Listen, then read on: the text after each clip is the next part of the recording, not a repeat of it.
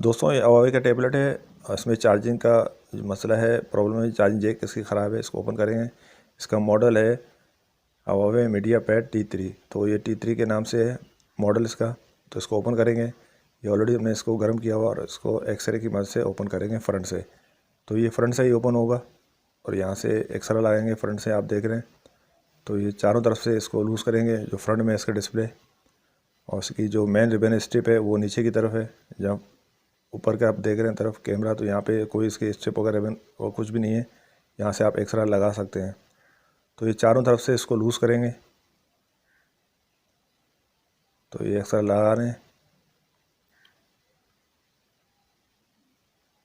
तो ईज़िली आप इसको फ्रंट से ओपन कर सकते हैं। तो इसमें चार्जिंग का मसला भी है और बैटरी का भी मसला हो तो आप इसको इस तरीके से इसको ओपन कर सकते हैं। तो ये फ्रंट से ही ओपन होगा और ये आप दिखा रहे हैं आपको, ये फ्रंट से देखें। तो जैसे ही ओपन करेंगे आप उसकी स्ट्रिप वगैरह चेक करा देंगे।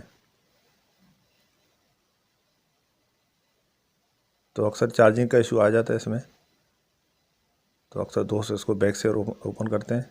तो ये होता है जो ना फ्रंट से है।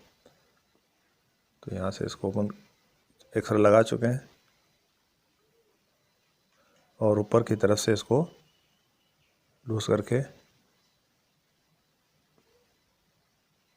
तो ये देख रहे हैं उठ चुका है ये। तो यहाँ से